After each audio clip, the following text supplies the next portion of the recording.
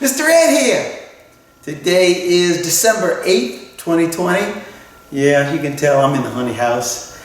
And this morning I'm dealing with an issue that almost every beekeeper has to deal with sooner or later. If they're pulling honey, they're going to have to deal with crystallized honey. And my problem right now is dealing with crystallized honey and all these drums. I've got 8 drums back here, 55-gallon drums, and they are rock solid, hard, crystallized honey. Now, I do have a really, really nice lift that I use to lift up these drums of honey. And here's that bad boy lift. This is just an incredible tool. It really is. It saves my back.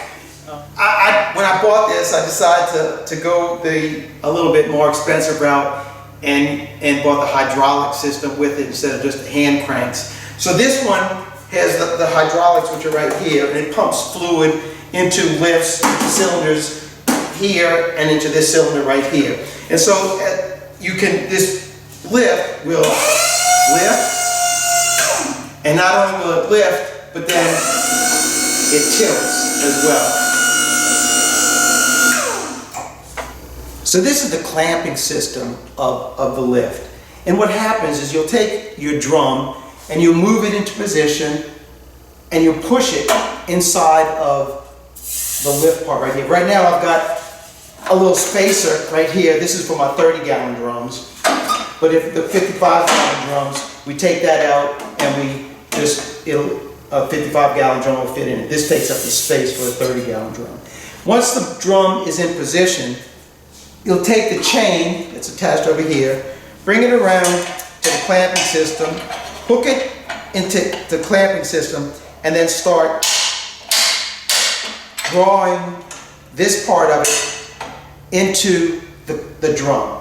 And this is what actually is holding that drum in position, as well as the pressure all the way around it. It's holding it into position. And as great as that lift is, when I start lifting these drums that weigh well over 700 pounds with that honey in it, I get a little bit nervous because these drums are plastic. They're food grade plastic, but because they're plastic and they're not metal, when that clamp goes around them and then I tighten that clamp, it holds it. But eventually the pressure on that clamp starts to collapse the plastic. As it collapses the plastic, it then starts to slip inside of that grip on the lift. And I get very nervous about that. One, I don't want to drop a 55-gallon drum of honey, nor do I want to drop it and maybe hurt me or somebody else. So I'm always nervous about the safety aspect of lifting something so heavy and the possibilities of what could happen. When it was a smaller operation and I'm running 5-gallon buckets, we just simply put the buckets in hot water and heat the honey up, stir it, and decrystallize it like that. There's no problem. Or I could stick it in a food warmer and decrystallize it. There's a number of ways of doing it. But when the operation got so large that I started putting the honey into these drums, then I had to come up with a different way of doing it. And so I started first by lifting these drums and pouring some of the crystallized honey into the kettle and decrystallizing the honey. And I'll show the link to the video that I did on that in here. But because the weight of that honey really had me nervous, I needed to come up with a different way of doing it. So what I came up with was the solution's already out on the market. I just discovered it and I now use it. So let me show you what this is. And this is what I discovered. It's a product called Power Blanket. Now I'm not endorsing this product. It's one that I bought. They didn't give it to me. I actually bought it, and it's just the one I saw that would fit our needs. So this is one I purchased. I will tell you right off, these things are not cheap. This one right here was like $400 to get this. They make them in all different sizes. They'll even go down to the 5-gallon bucket size they make them. But even those are pretty expensive as well. But I needed the larger size. You can get them, I know you could get them for the 30 gallons as well, but I bought the 55-gallon one, and I still wrap my 30-gallon drums with it as well. And it works really good. So I'm going to show you some of the features on this thing. First, it's just a piece of plastic, some kind of plastic, and there's some kind of fiber inside of it. And in that fiber, there's wires. And it's just like an electric blanket. That's all this is, like an electric blanket. The really good thing that I really like about this particular brand, why I bought this brand, was because the thermostat is set at only 100 degrees. It will not get above 100 degrees. And as you well know, if you heat honey to anything above, it starts changing at about 114 degrees. The live elements in the honey start to get pasteurized and die, and so it changes the honey. So this is why I bought this blanket, this manufactured blanket, because it stays at 100 degrees, and at 100 degrees I know it's not going to change our honey whatsoever. So let me show you some of how it's attached to the drums. So this is how the blanket is attached. It's simply brought in, your ends are brought in together, and there's straps that will fit through and hold, and you just pull the straps tight. There's 3 of them. Pull them tight, and then once they're secured around the drum, take your cord and plug it in, and that's it. Pretty simple, and it really does work. So with the power blanket, I'm able to wrap the drum completely and plug it in. Now, this isn't an operation that will happen overnight. It takes several days. So the first time I used this blanket to make sure that it did work, it took 8 or 9 days to completely liquefy the crystallized honey in one of these drums. So I'm going to show the process of how that happens by day to day. I'll come in here and shoot video every day on it. But for today, I'm going to go ahead and show you first what our honey looks like inside of the drum. I mean, it's just like a rock. It's so solid. And then we'll wrap the blanket around it and just do a video take on it as we go. And then I have another new piece of equipment, a new pump. And I'll save what I'm going to talk about the pump later on in the video. But needless to say, it's like really, really nice. So we're going to go ahead. I'm going to go ahead and get one of these drums, show you what they look like right now. We'll wrap the blanket around it, and we'll start the process. I'm going to start with this drum right here.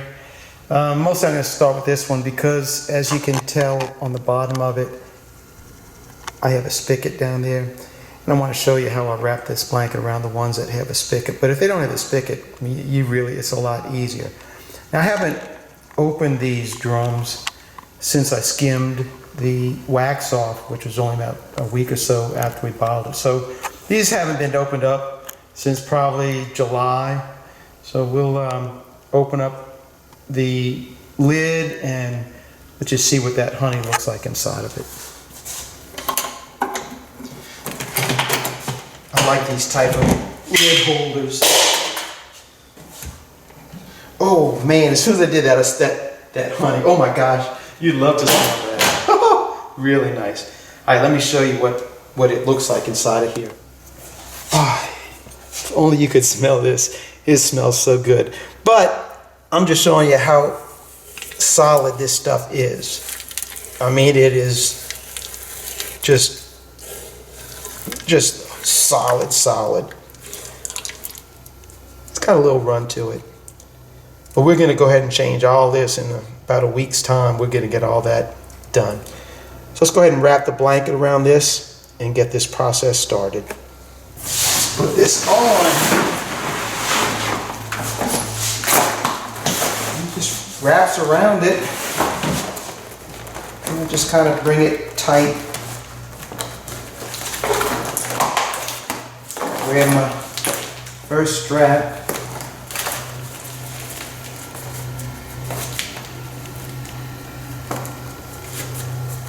Put it through the holder. Pull it. I want to be able to get to my lid, take my lid off. So just as long as I have enough slack in there to be able to do that, just tighten it up. Once that one's there, go down to the bottom one, next one.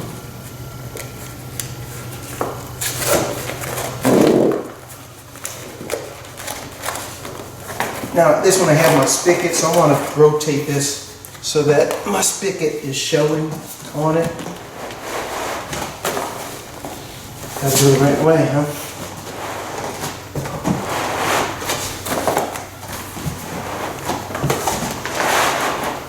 Here's my spigot.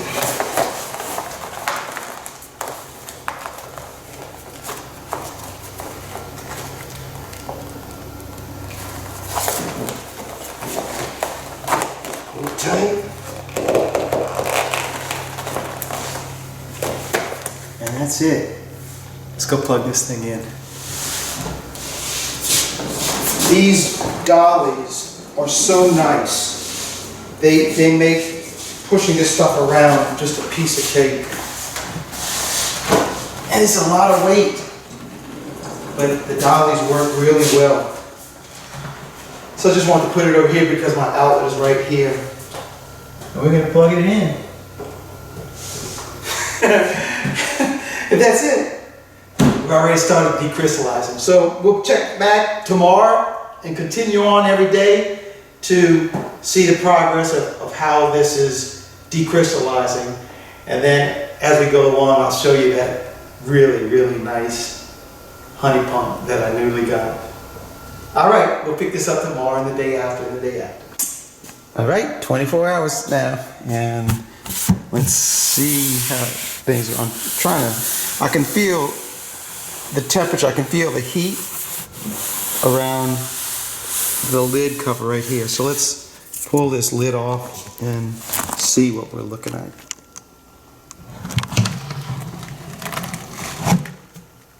All right, let me go get the spoon again to see if we got, I can see it's already starting to liquefy. Let me get that spoon. And if you can see right here in this area, it's already kind of, you see that? It's liquidy on the top. But you really don't expect to see a lot in just 24 hours. But it is significantly soft, very soft around the edges right here. So you can see how that spoon is going in. Yesterday I couldn't have even pushed the spoon in this far. It wouldn't have gone in. And heck, I can go down pretty far. So it's getting there. All right, we'll check back tomorrow. All right, day 2, and let's see. Actually, I can feel it's a little bit warmer on the lid. Let's see what it looks like inside. Oh yeah, we got a lot more soup going on here. Look at this. Oh yeah. Well, that's really hard right there, but let's see about the sides. Oh my gosh. Yeah, look at this. It's like completely soft going all around this. Oh yeah, that's really good. So it's working. It's working. All right, we'll check back tomorrow. Day 3 now, and I don't think I'm going to be able to use my spoon anymore, so I got the big paddle out. And the heat on the lid is significantly warmer now, day 3. So let's pull the lid and see what we're looking like. Oh man, the smell of honey when it's warm too. Oh yeah. So now there's no more solid on the surface. Let's take our paddle and we're gonna drop our paddle. So I go that deep and I hit solid honey again. So that's probably a good 6 inches All right, let's check this tomorrow and see where we are. All right, day 4 now, and I've got, before I left yesterday evening, I went and put this moving blanket on the drum because I want to keep the heat inside. Oh my gosh, it's really warm. The blanket's warm. Oh, and the top is really, really warm. And today we're going to find out just how much our honey has decrystallized. Oh man, oh, probably going to fog up the lens. No, it didn't fog up the lens because it really, a bunch of heat came out of it that time. All right, so I know we're going to take our paddle, and yesterday it went down about 6 inches before we hit anything. So today, let's see how far down it's going to go. Holy cow. Look at that. It went down easily a foot in the center. But if we go out to the outside edges, let's see how far it goes down here. Oh, it goes all the way to the bottom. All the way to the bottom. So that the honey is decrystallized all the way to the bottom around the edges, and there's still a lump of crystallized honey in the center of it. But I'm in a pickle right here. I'm going to have to get some of this honey out of here, so I'm going to use my pump and pump it out of here. And so let's go ahead and talk about the pump. This pump is called a Rotary Lobe pump. It's a R-O-T-A-R-Y, Lobe, L-O-B-E pump. And what's really unique about these pumps, and which is the reason I decided to buy one of these pumps, is that it does not aerate the honey. And if you remember me talking about all the foam that gets on in the honey, that foam comes about from the honey getting whipped up and air getting blended into the honey, and then that makes the honey foam up. And I just want to eliminate, or as greatly as possible as I can, to eliminate that foam issue. And with this type of pump, it is the least amount of it actually advertises as a non-aerated honey pump. And I've already used it, and it really, it does not aerate the honey. Now, there's a good story about this pump, because I ordered this pump back in June. I started looking at pumps right after we did our processing at the end of June.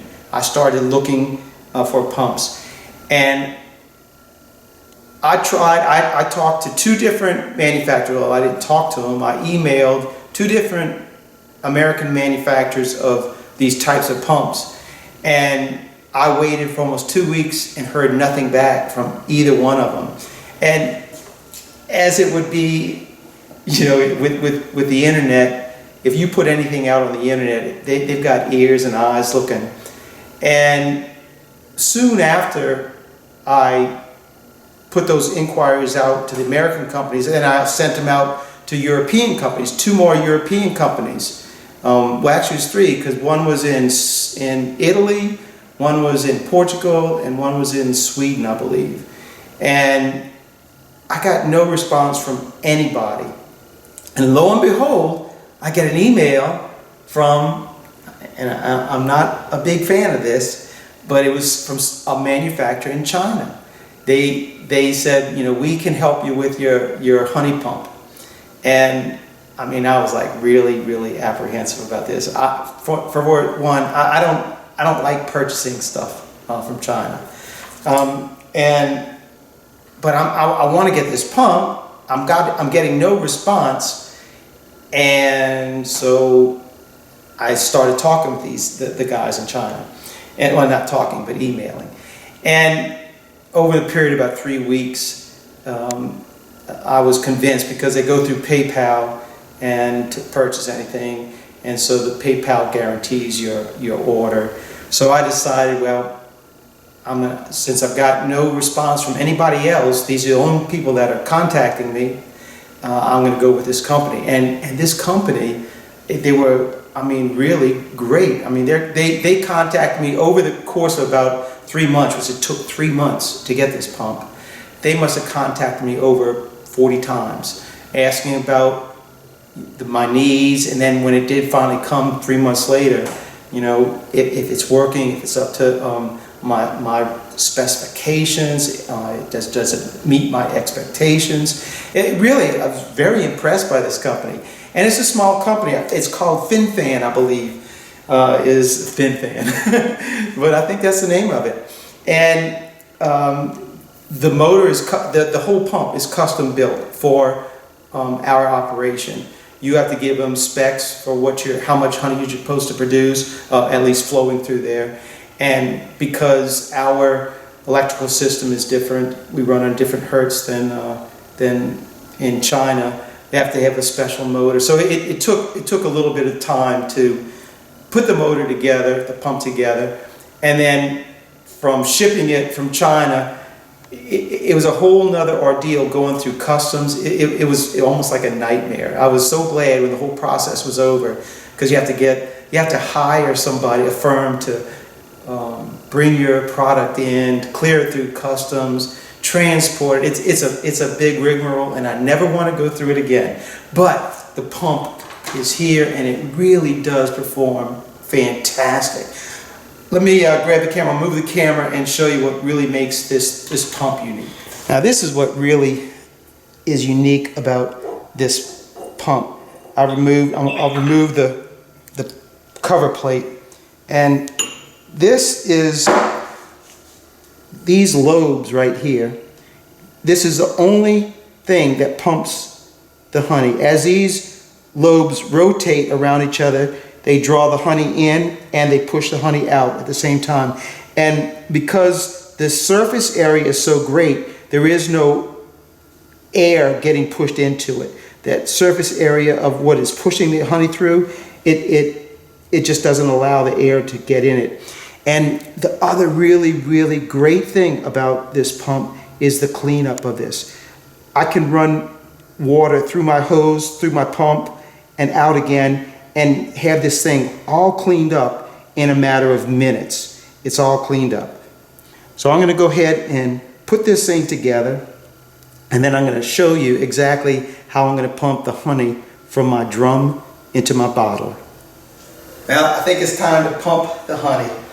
I would have rather the whole drum be totally decrystallized, but we're running out of honey in the gift shop, and I need to bottle up at least another 10 cases because there are so many people coming in through there right now, and everybody's looking for Christmas presents, and the honey just makes such a good one. So I'm going to go ahead and fire up the pump, plug it in, and we'll start moving the honey from our blue drum into our bottler. So the only thing I haven't done yet is to have a switch yet. We're going to have to put an inline switch on our pump, that's for sure.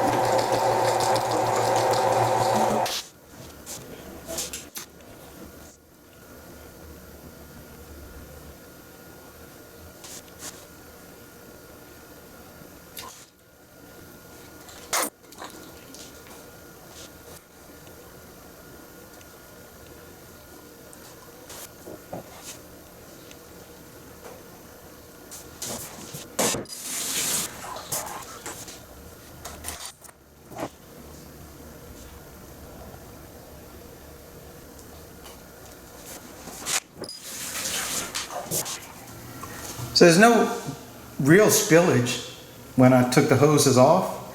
A bit awkward to drain the hoses. I think I'll get better in time, but in the end, 16-gallon bottler, just about full up. And our drum, a little bit less in it. I'm gonna put the blanket back on this and get this rest of this honey heated because I really needed to get this honey bottled up.